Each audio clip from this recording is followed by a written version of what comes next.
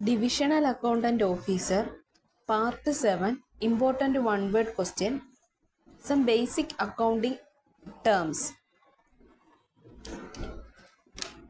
Question number 122. The amount spent in the purpose of earning revenue is termed as. അപ്പം ഏതെങ്കിലും ഒരു പർപ്പസിന് വേണ്ടി നമ്മൾ എമൗണ്ട് ചെയ്യുന്നത് റവന്യൂ ഏൺ ചെയ്യാൻ വേണ്ടി സ്പെൻഡ് ചെയ്യുന്ന എമൗണ്ടുകളെ പറയുന്ന പേരാണ് എന്താണ് റവന്യൂ എക്സ്പെൻസസ് എന്നാണ് പറയുന്നത്. Expenses and answer expenses. The amount spend in the purpose of earning revenue in terms as called expenses. അപ്പം റവന്യൂ നേച്ചറിലുള്ള എക്സ്പെൻസസ് ആണ്. So it is called expenses. Next question 123. Examples of expenses. എക്സ്പെൻസസിന് examples എന്തൊക്കെയാണെന്ന് നോക്കാം. Wage, salary, rent, interest, electricity charges etcetera. So expense അത് നമ്മുടെ ഓർഗനൈസേഷനിൽ നിന്നും നമുക്ക് ചിലവാക്കേണ്ട കാര്യങ്ങളാണ് എക്സ്പെൻസസ് എന്ന് പറയുന്നത്. നമ്മളൊരു ഡെയിലി വേജസിന് ഒരാളെ വെച്ച് വർക്ക് ചെയ്യിപ്പിക്കുവാണ്. അപ്പോൾ ആ ഒരു എംപ്ലോയിക്ക് നമ്മൾ എന്ത് കൊടുക്കണം? ഡെയിലി വേജ് കൊടുക്കണം. അതൊരു എക്സ്പെൻസ് ആണ്. മന്ത്ലി എംപ്ലോയീസിന് സാലറി കൊടുക്കേണ്ടി വരും. അപ്പം സാലറി ഒരു എക്സ്പെൻസ് ആണ്. ഇപ്പോൾ റെൻറ്റിന് എന്തെങ്കിലും ഒരു ലാൻഡോ ബിൽഡിങ്ങോ അക്യൂർ ചെയ്തിട്ടുണ്ടെങ്കിൽ അതിന് നമ്മൾ റെൻറ്റ് കൊടുക്കണം. So rent is an expenses. Interest, നമ്മൾ എവിടെന്നെങ്കിലും കടത്തിന് പൈസ വാങ്ങിച്ചിട്ടുണ്ടെങ്കിൽ അതിന് ഇൻട്രസ്റ്റ് കൊടുക്കണം. ഇലക്ട്രിസിറ്റി ചാർജസ്, നമ്മൾ ചിലവാക്കുന്ന എല്ലാം എക്സ്പെൻസസ് ആണത്. എക്സാമ്പിൾസ് പറയുന്നത് വേജസ്, സാലറി, റെൻറ്റ്, ഇലക്ട്രിസിറ്റി അല്ലാതെ ഒരുപാട് എക്സ്പെൻസസ് ഒരു ഓർഗനൈസേഷനിൽ വരാം. Next question 124. Expenses refers to only dash. അപ്പോൾ ഒരു എന്ത് നേച്ചറിലുള്ള എക്സ്പെൻസസ് ആണ് വരേണ്ടത്? റവന്യൂ എക്സ്പെൻഡിച്ചേഴ്സ് ആണ്. അപ്പം എന്തെങ്കിലും അതുകൊണ്ട് നമുക്ക് റവന്യൂ, ഇപ്പോൾ ഒരു മാസം ഒരു എംപ്ലോയിക്ക് സാലറി കൊടുക്കുമ്പോൾ നമുക്ക് അതിൽ നിന്ന് എന്തെങ്കിലും ഒരു റവന്യൂ വേണ്ടേ, നമുക്കൊരു ബെനിഫിറ്റ് വേണ്ടേ? So expenses refers to only revenue expenditures. അടുത്ത question 124. Dash is the increase in the net worth of the organisation either from business activity or other activity. അപ്പം ഇവിടെ പറയുന്നത് എന്താണ്? ഒരു നെറ്റ് വർത്ത് എന്ന് വെച്ചാൽ ഒരു ഗ്രോത്ത് വരിക, അല്ലെങ്കിൽ ഒരു വർത്ത് വരിക, ഒരു മൂല്യം ഉണ്ടാവുന്നത്. Increase in the net worth of the organisation either by business activity or other activity. അതിനെ എന്താ പറയുന്നത്? നമ്മൾ ഇൻകം എന്നാണ്. ഇൻകം, ഒരു വരുമാനം ഉണ്ടാവുക. നമുക്കവിടെ ഒരു ഇൻകം ജനറേറ്റ് ചെയ്യാൻ പറ്റുന്നുണ്ട് ഓർഗനൈസേഷൻ. ബിസിനസ് ആക്ടിവിറ്റീസിലും കൂടെയോ അതോ അല്ലാതുള്ള അതർ ആക്ടിവിറ്റീസിലും കൂടെയോ നമ്മുടെ നെറ്റ് വർത്ത് ഇൻക്രീസ് ചെയ്യുന്നുണ്ടെങ്കിൽ അതിന് പറയുന്ന പേരാണ് income. Next question 125. Dash is the gross decrease in the asset or gross increase in the liability. അപ്പം ഒരു ഓർഗനൈസേഷനിൽ ഗ്രോസ് ഡിക്രീസ് ആണ്, ഡിക്രീസ് കുറയുന്നു, അസറ്റ് കുറയുകയോ ലൈബിലിറ്റി കൂടുകയോ, gross increase in the liability, ബാധ്യത കൂടുകയോ അസറ്റ് കുറയുകയോ ചെയ്യുന്ന ആ ഒരു സ്റ്റേജിനെ പറയുന്ന പേരെന്താണ്? ലോസ് എന്നാണ്. ലോസ്. അപ്പോൾ loss means gross decrease, asset കുറയുന്നു. Gross decrease in the asset or gross increase in the liability, ബാധ്യത കൂടുന്നു. Next question 126. Losses are due to the dash in expenses over revenue. അപ്പം losses are due to dash in the expenses over revenue. അപ്പം എക്സ്പെൻസസിനെക്കാളും loss എന്ത് ചെയ്തിരിക്കണം? Loss due to increase in the expenses over revenue. അപ്പം അവിടെ എന്താണ്? Increase ചെയ്തിരിക്കണം. Increases due to the increase in the expense over revenue. റവന്യൂക്കാലും increase ചെയ്തിരിക്കണം. ലോസ് റവന്യൂക്കാലും ഇൻക്രീസ് ചെയ്തിരിക്കണം. അതാണ് 126ാമത്തെ question. Next 127. If there is an excess of revenue over the expense in the accounting year and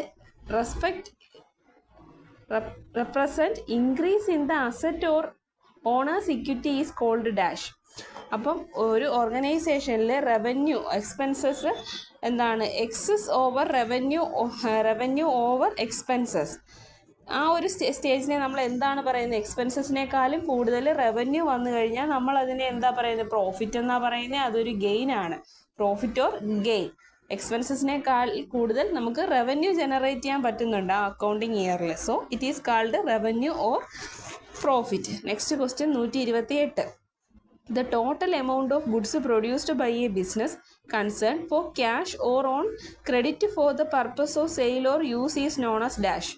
അപ്പം എന്തോ ഒരു പർപ്പസിന് വേണ്ടി produced by a business concern for cash or credit, total amount of goods produced by a business concern for cash or credit for the purpose of sale ചെയ്യാൻ വേണ്ടി നമ്മൾ എങ്ങനെയാണ് ഗുഡ്സുകൾ purchase ചെയ്യാണ് വേണ്ട. So the total amount of goods produced by a business concern for cash or credit for the purpose of sale or use. അവർക്ക് sell ചെയ്യാനോ അല്ലെങ്കിൽ എന്തെങ്കിലും കാര്യത്തിന് അവരുടെ ഓൺ കാര്യത്തിന് യൂസ് ചെയ്യാനോ വേണ്ടി നമ്മൾ എന്ത് ചെയ്യണം? പർച്ചേസ് ചെയ്യണം. Is known as purchase. പർച്ചേസിൻ്റെ ഒരു ഡെഫിനിഷൻ പോലെയാണ് ആ ഒരു ടേം, ആ ഒരു സ്റ്റേറ്റ്മെൻറ്റ് പറയുന്നത്. Next question 129. The income earned from the sale of a goods or services rendered is known as. അപ്പം ഒരു ഓർഗനൈസേഷനിൽ ഇൻകം ഏൺ ചെയ്യാൻ വേണ്ടി സെയിൽ ഓഫ് ഗുഡ്സ് നടത്തുവാണെങ്കിൽ അതിനെ എന്താണ് പറയുന്നത്? സെയിൽസ് എന്നാണ് പറയുന്നത്. സെയിൽ ഓഫ് ഗുഡ്സ് നടത്തുമ്പോൾ sales. The goods. Next question 130.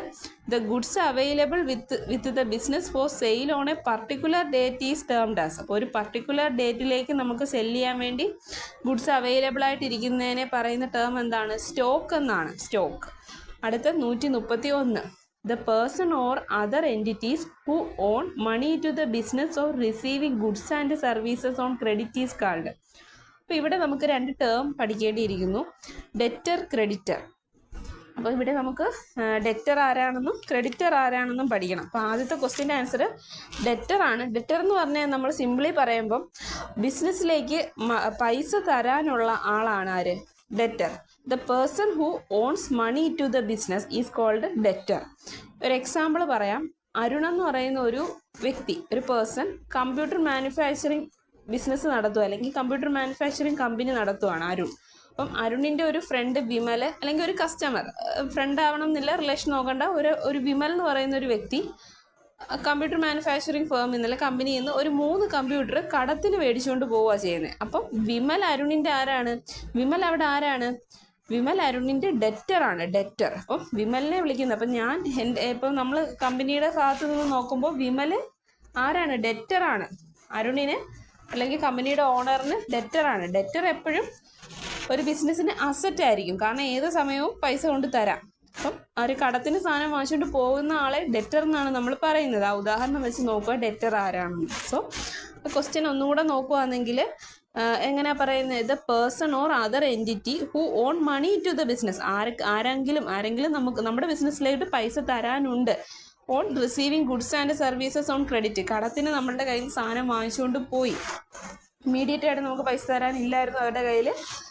ഒരു പിന്നീട് നമുക്ക് പൈസ തരും. Money who own money to the business. പൈസ തരാനുണ്ട്. അപ്പോൾ അങ്ങനെയുള്ള ആൾക്കാരെ നമ്മൾ വിളിക്കുന്ന പേരാണ് ഡെറ്റേഴ്സ് എന്ന്.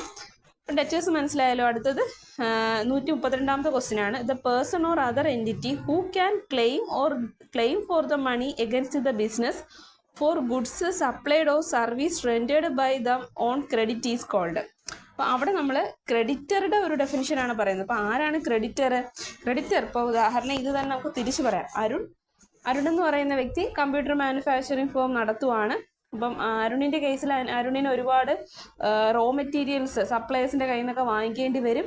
അപ്പോൾ അരുണിൻ്റെ കയ്യിൽ റോ മെറ്റീരിയൽ വാങ്ങിക്കാൻ പൈസ ഇല്ല. അരുൺ ഒരു സപ്ലയർ, ഇപ്പോൾ ഒരു ശ്യാം എന്ന് പറയുന്ന സപ്ലയറുടെ കയ്യിൽ നിന്നും കടത്തിനാണ് റോ മെറ്റീരിയൽസ് വാങ്ങിച്ച് മാനുഫാക്ചറിങ്ങിന് വേണ്ടി. അപ്പം അരുണിൻ്റെ കേസിൽ കമ്പനിയുടെ ഭാഗത്ത് നിന്ന് നോക്കുമ്പം ശ്യാം ആരാണ്? ഒരു ക്രെഡിറ്ററാണ്. കമ്പനിയെ സംബന്ധിച്ചിടത്തോളം ബിസിനസ് അങ്ങോട്ട് പൈസ കൊടുക്കാനാണ് ഉള്ളത്.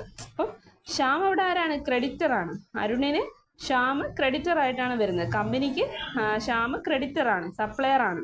അപ്പം എങ്ങനെ ഇവിടെ ഡെഫിനേഷനായിട്ട് നോക്കേണ്ടത്? ഏതോ ഒരു പേഴ്സൺ കമ്പനിക്ക് സപ്ലൈ ചെയ്തു, ഗുഡ്സ് സർവീസസ് സപ്ലൈ ചെയ്ത് ഓൺ ക്രെഡിറ്റ് ബേസിസ് കടത്തിന്. സോ അങ്ങനെ വരുമ്പോൾ അതാരാണ്? ക്രെഡിറ്ററാണ്. കമ്പനിയെ സംബന്ധിച്ചിടത്തോളം ക്രെഡിറ്ററാണ്. Next question. അപ്പം ഡെറ്റേഴ്സും ക്രെഡിറ്റേഴ്സും മനസ്സിലായല്ലോ. അപ്പം ഡെറ്റർ എന്ന് പറയുന്ന കമ്പനിക്കൊരു അസറ്റാണ്. ക്രെഡിറ്റർ എന്ന് പറയുമ്പോൾ എപ്പോഴും കമ്പനിയുടെ നിന്ന് പൈസ പോകുന്നത് കൊണ്ട് തന്നെ അതൊരു കമ്പനിക്കൊരു ലൈബിലിറ്റിയാണ് ക്രെഡിറ്റർ എന്ന് പറയുന്നത്. Next question 133. The total amount due by the debtors and the amount of bill receivable at the bills receivable that the concern has with its as on any particular date is. അപ്പോൾ ഇവിടെ നമ്മൾ പറയുന്നത് എന്താണ്, രണ്ട് term അവിടെയും നോക്കണം. Bills റിസീവബിളും bills പേയബിളും. അപ്പോൾ എന്താണ് ബിൽസ് റിസീവബിൾ, എന്താണ് ബിൽസ് പേയബിൾ എന്ന് നമ്മൾ നോക്കേണ്ടിയിരിക്കുന്നു. അക്കൗണ്ട്സ് റിസീവബിൾ സെയിം തന്നെയാണ്, അക്കൗണ്ട് റിസീവബിൾ അഥവാ ബിൽസ് പേയബിൾ. അപ്പോൾ ഇവിടെ ടോട്ടൽ എമൗണ്ട് ഡ്യൂ ആയി, due by debtor and the amount of bills receivable that the concern has with its as on any particular date. ഇവിടെ നമുക്ക് അക്കൗണ്ട് റിസീവബിൾ എന്താണെന്ന് നോക്കാം. Account receivable എന്ന് പറഞ്ഞാൽ ഒരു കറണ്ട് അസറ്റാണ്, ഓർഗനൈസേഷനെ സംബന്ധിച്ചിടത്തോളം കറണ്ട് അസറ്റാണ്. ഇതിനെ ബിൽസ് റിസീവബിൾ എന്ന് പറയുന്നുണ്ട്. എഗെയിൻ വേറൊരു പേരും കൂടെ ഉണ്ട്, ട്രേഡ് റിസീവബിൾ എന്ന്. അപ്പം ഇതൊരു ഇൻവോയ്സ് ആണ്, invoice to the customer that they haven't paid it. സാധനം വാങ്ങിച്ചു, പക്ഷെ ആ സമയത്ത് പേയ്മെൻറ്റ് നടത്തിയില്ല. ഒരു കമ്പനിയിൽ ഒരു കസ്റ്റമർ സാധനം സെല്ല് ചെയ്യുവാണ്. ഒരു കസ്റ്റമർ വന്നു കമ്പനിയിൽ നിന്ന് സാധനം കടത്തിന് വാങ്ങിച്ചുകൊണ്ട് പോയി, പക്ഷെ എന്ത് ചെയ്തില്ല, പേയ്മെൻറ്റ് ആ സമയത്ത് ചെയ്തില്ല. അപ്പോൾ ഒരു ക്രെഡിറ്റ് സെയിലല്ലേ അവിടെ നടന്നത്, ക്യാഷ് നമുക്ക് ഇങ്ങോട്ട് കിട്ടാനുണ്ട്. അപ്പം നമ്മൾ എന്ത് ചെയ്യണം, ഒരു ഇൻവോയ്സ് എഴുതണം. സോ ഇതൊരു കറണ്ട് അസറ്റാണ്, നമുക്ക് എപ്പോൾ വേണമെങ്കിലും ഒരു 30 ദിവസത്തിനുള്ളിൽ നമുക്ക് പൈസ ഇങ്ങോട്ട് വരും. അതാണ് അക്കൗണ്ട് റിസീവബിൾ എന്ന് പറയുന്നത്. ടോട്ടൽ എമൗണ്ട് ഡ്യൂ ആയി ബൈ ദ ഡെറ്റർ. നമ്മൾ ഡെറ്റർ പഠിച്ചു. ആരാണ് നമ്മുടെ ഡെറ്റർ? നമ്മളുടെ കയ്യിൽ നിന്ന് നമ്മൾ അരുണിൻ്റെയും ഒരു എക്സാമ്പിൾ, കമ്പനിയുടെ ഒരു എക്സാമ്പിൾ പഠിച്ചല്ലോ. അപ്പം ആ എക്സാമ്പിളിൽ നമ്മുടെ കസ്റ്റമറായിട്ട് വന്ന വിമലാണ് അവിടെ ഡെറ്റർ എന്ന് പറയുന്നത്. സോ ആ സമയത്ത് ഡെറ്റർ നമുക്ക് പൈസ തരാനുണ്ട്. The amount of bill receivable that the concern has particular ഡേറ്റിൽ നമുക്കൊരു എമൗണ്ട് കിട്ടാനുണ്ട്. അപ്പം അങ്ങനെ അതിനെയാണ് നമ്മൾ അക്കൗണ്ട് റിസീവബിൾ എന്ന് പറയുന്നത്. അക്കൗണ്ട് റിസീവബിൾക്ക് എന്ത് ബാലൻസ് ആയിരിക്കും? ഡെബിറ്റ് ബാലൻസ് ആയിരിക്കും. അടുത്തത് 134, the total of creditors and bills payable of the business as on A date is. ഇവിടെ നമ്മൾ തിരിച്ചു വരാം. ബിൽസ് പേയബിൾ ആണ്. ബിൽസ് പേയബിൾ വരുമ്പോൾ അത് അക്കൗണ്ട് പേയബിൾ ആണ്. അപ്പോൾ അക്കൗണ്ട് പേയബിൾ എന്താണെന്ന് നോക്കാം. നമ്മൾ അക്കൗണ്ട് റിസീവബിൾ പഠിച്ചു, ഇനി അടുത്തത് അക്കൗണ്ട് പേയബിൾ ആണ്. അക്കൗണ്ട് പേയബിൾ എന്ന് പറയുന്നത് ലൈബിലിറ്റിയാണ്. ഒരു കമ്പനിയെ സംബന്ധിച്ചിടത്തോളം കറണ്ട് ലൈബിലിറ്റിയാണ് അക്കൗണ്ട് പേയബിൾ എന്ന് പറയുന്നത്. ഇതിനെ വേറൊരു പേരൂടെ പറയുന്നുണ്ട്, ട്രേഡ് പേയബിൾ, ബിൽസ് പേയബിൾ. അതും ഒരു ഇൻവോയ്സ് ആണ് from supplier that would not paid it. നമ്മൾ സപ്ലൈസ്, ഇപ്പം അരുണിൻ്റെ കേസിൽ തന്നെ അരുണിന് വേണ്ട റോ മെറ്റീരിയൽസ് വേറൊരു ശ്യാം എന്ന് പറയുന്ന സപ്ലയറുടെ കയ്യിൽ നിന്ന് വാങ്ങിക്കുക ചെയ്തത്. അപ്പം ആ സമയത്ത് കമ്പനി എന്ത് ചെയ്ത് സപ്ലയർക്ക് ക്യാഷ് കൊടുത്തില്ല. സാധനം വാങ്ങിച്ചു ബട്ട് പൈസ കൊടുത്തില്ല. അങ്ങനെ വരുമ്പോൾ ക്രെഡിറ്റിന് സാധനം വാങ്ങുകയാണ് ചെയ്തത്. അങ്ങനെ വരുമ്പം നമുക്കൊരു ഇൻവോയ്സ് കിട്ടുന്നുണ്ട്. അത് നമ്മൾ അതിന് വിളിക്കുന്ന പേരാണ് അക്കൗണ്ട് പേയബിൾ. നമ്മുടെ കമ്പനി വേറൊരു സപ്ലയർക്ക് പേ ചെയ്യാനുണ്ട്. So it is called account payable. The total of ക്രെഡിറ്റർക്കാണ്. ക്രെഡിറ്റർ അപ്പോൾ അവിടെ ആരാണ്? ശ്യാമാണ്. ക്രെഡിറ്റർക്ക് സം ബിൽസ് പേയബിൾ ചെയ്യാനുണ്ട് business. So it is called account payable. അപ്പോൾ അക്കൗണ്ട് റിസീവബിളും അക്കൗണ്ട് പേയബിളും മനസ്സിലായല്ലോ. ഇതുപോലെ തന്നെയാണ് ബിൽസ് പേയബിളും ട്രേഡ് റിസീവബിളും. Bills payable, account payable, trade payable എന്നൊക്കെ പറയുന്നത് ഈ ഒരു ടേം തന്നെയാണ്. ഇവിടെ നമ്മൾ ഡെറ്റർ ക്രെഡിറ്റർ ആരാന്ന് മനസ്സിലാക്കുക. അത് വെച്ചിട്ട് അക്കൗണ്ട് റിസീവബിളും അക്കൗണ്ട് പേയബിളും മനസ്സിലാക്കുക. അടുത്ത question 135. What asset accounts in the firm ledger is the most liquid? താഴെ പറയുന്ന കുറച്ച് അസറ്റുകളാണ്. അതിൽ അസറ്റുകളിൽ ഏതാണ് കുറച്ചുകൂടി മോസ്റ്റ് ലിക്വിഡ് ഫോം ഏതാണെന്ന്? A cheque, B cash, C book, D account. അപ്പം ഇവിടെ നമുക്ക് നോക്കാം. ചെക്ക് ഒരു ലിക്വിഡ് ആണ്, പക്ഷേ അതിനേക്കാളും മോസ്റ്റ് ലിക്വിഡ് ഐറ്റമാണ് ചോദിച്ചിരിക്കുന്നത്. B cash. അറിയാം, ക്യാഷാണ് ഏറ്റവും മോസ്റ്റ് ലിക്വിഡ് ഫോം എന്ന് പറയുന്നത്. Book, account. അപ്പം ആൻസർ ഇവിടെ ഏതാണ് വരുന്നത്? ആൻസർ ബി ആണ്, ക്യാഷ് ആണ്. അടുത്ത് 136. Asset normally has dash. ഒരു അസറ്റ് അക്കൗണ്ടിന് എന്ത് ബാലൻസ് ആയിരിക്കും നോർമലി വരുന്നത്? നമ്മൾ പഠിച്ചിട്ടുണ്ട്. അസറ്റ് കൂടുവാണെങ്കിൽ ഒരു ഓർഗനൈസേഷനിലോട്ട് നമ്മൾ അസറ്റ് കൊണ്ടുവരിക എന്ന് പറയുന്നത്. അപ്പോൾ എങ്ങനെയാണ് അസറ്റ് കൂടുമ്പോൾ അസറ്റിന് എന്ത് ബാലൻസ് ആണ്? എല്ലാ അസറ്റുകൾക്കും ഡെബിറ്റ് ബാലൻസ് ആണ്. അസറ്റ് വാങ്ങിച്ച് കൂട്ടുമ്പോൾ നമ്മുടെ അക്കൗണ്ട്, അസറ്റിൻ്റെ ഒരു അക്കൗണ്ട്, ഫർണിച്ചർ അല്ലെങ്കിൽ മെഷീനറി, ഇതെല്ലാം ഒരു ഒരു അസറ്റുകളാണ്. അസറ്റുകൾക്കെല്ലാം ഡെബിറ്റ് ബാലൻസ് ആണ് വരുന്നത്. അപ്പം asset normally has debit balance. Answer B. അടുത്തത് 137. Revenue normally has. റവന്യൂവിന് നോർമലി എങ്ങനെ ആയിരിക്കും? ഒരു റവന്യൂ കൂടുവാണ്. നമുക്ക് റവന്യൂ കൂടുമ്പം നമ്മൾ ക്രെഡിറ്റ് ചെയ്യുകയാണ് ചെയ്യുന്നത്. അപ്പം റവന്യൂ നോർമലി ഹാസ് എന്ത് ബാലൻസ് ആണ്? Credit balance. ആൻസർ അവിടെ സി ആണ്. റവന്യൂ കൂടുമ്പോൾ നമ്മൾ ക്രെഡിറ്റ് ചെയ്യുന്നു, നമ്മുടെ അക്കൗണ്ടിലോട്ട്, നമ്മുടെ ബിസിനസ് അക്കൗണ്ടിലോട്ട് ക്രെഡിറ്റ് ചെയ്യുന്നു. Next question 137. Capital normally has. അപ്പം ക്യാപിറ്റലിന് നോർമലി എന്ത് ബാലൻസ് ആണ്? ക്യാപിറ്റൽ കൂടുക, റവന്യൂ കൂടുക, നേച്ചർ പോലെ തന്നെയാണ് ക്യാപിറ്റൽ കൂടുക. സോ സെയിം തന്നെയാണ് ക്രെഡിറ്റ് ബാലൻസ്. റവന്യൂവിനും ക്യാപിറ്റലിനും സെയിം ബാലൻസ് തന്നെയാണ് credit balance. Answer C, credit balance. Next 138. Expenses normally has dash balance. എക്സ്പെൻസസിന് നോർമലി എന്ത് ബാലൻസ് ആണ്? എക്സ്പെൻസസിന് നോർമലി എന്ത് ബാലൻസ് വരേണ്ടത്? ആലോചിച്ച് നോക്കിയ ഒരു ഓർഗനൈസേഷനിലെ എക്സ്പെൻസസ് കൂടുവാണ് എന്ന് പറഞ്ഞു കഴിഞ്ഞാൽ എന്താണ്? എക്സ്പെൻസസ് കൂടുമ്പോൾ ഡെബിറ്റ് ബാലൻസ് ആണ് വരുന്നത്. നമുക്ക് എക്സ്പെൻസ് കൂടിക്കൊണ്ടിരിക്കുക. സോ നമ്മൾ അതിനെ ഡെബിറ്റ് ചെയ്യണം. Debit balance. All expenses account has debit balance. Next question liability. Liability normally has. 139ാമത്തെ question liabilities normally has. Liability കൂടിക്കൊണ്ടിരിക്കുക കമ്പനിക്ക്. സോ ലൈബിലിറ്റീസിന് നോർമലി എല്ലാ ലൈബിലിറ്റീസിനും ക്രെഡിറ്റ് ബാലൻസ് ആണ്. ലൈബിലിറ്റി കൂടിയാൽ നമ്മൾ ക്രെഡിറ്റ് ചെയ്യണം. Liability normally has credit balance. അടുത്തത് കോപ്പി റൈറ്റ്. 140ാമത്തെ question copyright, patent and trademark are. Copyright, patent, trademark എന്നൊക്കെ പറയുന്നത് എന്ത് ടൈപ്പ് അസറ്റ്സ് ആണ്? നമുക്കറിയാം, നമ്മൾ ടാഞ്ചിബിൾ അസറ്റ്, ഇൻടാഞ്ചിബിൾ അസറ്റ് പഠിച്ചിട്ടുണ്ട്. Current asset, fixed asset. ഓപ്ഷനിൽ കറണ്ട് അസറ്റ് എന്താണെന്ന് വെച്ച് കഴിഞ്ഞാൽ ഷോർട്ട് പീരീഡിലേക്ക് നമ്മൾ വാങ്ങിക്കുന്ന അസറ്റുകളാണ് കറണ്ട് അസറ്റ്. അതിൻ്റെ examples bank balance, cash in hand, അങ്ങനെ വരുന്നത്. ബി ഫിക്സഡ് അസറ്റ് ആണ്. ഫിക്സഡ് അസറ്റ് എന്ന് പറയുന്നത് ലോങ് ടേം പർപ്പസിന് വേണ്ടി ബിൽഡിങ്, ലാൻഡ്, മെഷീനറി, ഇതൊക്കെ ഫിക്സഡ് അസറ്റ് ആണ്. ടാഞ്ചിബിൾ അസറ്റ് എന്ന് വെച്ചാൽ എന്താണ്? നമുക്ക് ക്യാൻ ഫീൽ, ടച്ച് ചെയ്യുമ്പോൾ നമുക്ക് ഫീൽ ചെയ്യുന്നത്, കണ്ണുകൊണ്ട് കാണാൻ പറ്റുന്നതൊക്കെ ടാഞ്ചിബിൾ ആണ്. ഇൻടാഞ്ചിബിൾ എന്ന് പറയുന്നതിന് എക്സാമ്പിൾസ് ആണ് copyright, patent, trademark. So answer is C, intangible assets. Next question 141. The debtors are to be repaid within a short period are refer to as. കുറച്ച് ഡെറ്റേഴ്സ് നമ്മൾ എന്ത് ചെയ്യാണ്? ഷോർട്ട് പീരീഡിനുള്ളിൽ കൊടുത്തു തീർക്കുവാണ്. Debtors കടം കൊടുത്തു തീർക്കുന്നു ഷോർട്ട് പീരീഡിനുള്ളിൽ. അപ്പോൾ ഓപ്ഷൻസ് നോക്കാം. A current liability, fixed liability, contingent liability, none of this B. ഇവിടെ കറണ്ട് ലൈബിലിറ്റി അറിയാം, ഷോർട്ട് പീരീഡിലേക്ക് കൊടുത്തു തീർക്കുന്ന ലൈബിലിറ്റീസ്, ബാധ്യതകളെയാണ് കറണ്ട് ലൈബിലിറ്റി എന്ന് പറയുന്നത്. ഫിക്സഡ് ലൈബിലിറ്റീസ് അറിയാം, ലോങ് ടേം കൊണ്ടേ നമുക്കത് കൊടുത്തു തീർക്കാൻ പറ്റും. കണ്ടീജന്റ് ലൈബിലിറ്റീസ് എന്ന് വെച്ചാൽ നമുക്ക് പ്രതീക്ഷിക്കാതെ വരുന്ന, ഇപ്പോൾ ഒരു നാച്ചുറൽ കലാമിറ്റി, അതൊക്കെ ഒരു കണ്ടീജന്റ് ആണ്. അങ്ങനെ വരുന്ന ലൈബിലിറ്റീസ് ഉണ്ട്. None of this. സോ ഇതിൻ്റെ ആൻസർ ക്വസ്റ്റ്യനിൽ പറയുന്നുണ്ട്, ഷോർട്ട് പീരീഡ് എന്ന് പറയുന്നുണ്ട്. ഷോർട്ട് പീരീഡ് എന്ന് പറയുമ്പോൾ current liability. Answer A, current liability. Next question 142. Long term asset have no physical existence but possessing a value are called. അപ്പം long term assets അവിടെ എന്താണ്? അവിടെ ഒരു value, possessing a value are called no physical existence. അവിടെ നമുക്ക് physically അങ്ങനെ ഒരു സാധനം ഉണ്ടോ ഇല്ലയോ എന്നറിയില്ല, പക്ഷെ അതിന് ലോങ് ടേം, നേരത്തെ പറഞ്ഞ കോപ്പിറൈറ്റ്, പേറ്റന്റ്, ട്രേഡ് മാർക്ക്, ഇതെല്ലാം ഒരു ഇൻടാഞ്ചിബിൾ അസറ്റാണ്. അതൊരു ഫിസിക്കൽ എക്സിസ്റ്റൻസ് ഇല്ല അതിന്, പക്ഷെ അതിനൊരു ലോങ് ടേം അസറ്റാണ്. സോ അങ്ങനെ പറയുന്ന അസറ്റിന് എന്താണ്? ഇൻടാഞ്ചിബിൾ അസറ്റ്സ് എന്നാണ് പറയുന്നത്. അപ്പം നമുക്ക് മനസ്സിലാക്കണം, ഇവിടെ ഇൻടാഞ്ചിബിൾ അസറ്റ്സിനെല്ലാം ലോങ് ടേം എക്സിസ്റ്റൻസ് കിട്ടുന്നുണ്ട്, ലോങ് ടേം അസറ്റ്സുകളാണ്. അപ്പം ഇൻടാഞ്ചിബിൾ അസറ്റ് ഏതൊക്കെയാണ്? Copyright, patent, trademark. Next question 143. The deduction in the price of the goods sold is called dash. ഒരു ഗുഡ്സിൻ്റെ പ്രൈസിൽ എന്തെങ്കിലും ഡിഡക്ഷൻ നമ്മൾ കൊടുക്കുവാണ്. സെല്ലർ ഒരു കടയിൽ ചെന്ന് ഒരു ചെരുപ്പ് വാങ്ങിക്കുവാണെങ്കിൽ നമുക്ക് എന്ത് കിട്ടുന്നുണ്ട്? ഒരു പ്രൈസിന്. അപ്പോൾ 199 രൂപയുടെ ഒരു ചെരുപ്പ് വാങ്ങിക്കുന്നു. ആ ഡിസ്കൗണ്ട് കഴിഞ്ഞ് നമുക്കൊരു പ്രൈസ് അവരിടുന്നുള്ളൂ. അപ്പോൾ അതിന് പറയുന്ന പേരാണ് ഡിസ്കൗണ്ട്. ഇപ്പോൾ പ്രൈസിൽ എന്തെങ്കിലും ഒരു ഡിഡക്ഷൻ വന്നു കഴിഞ്ഞാൽ അതിന് പറയുന്ന പേരാണ് ഡിസ്കൗണ്ട്.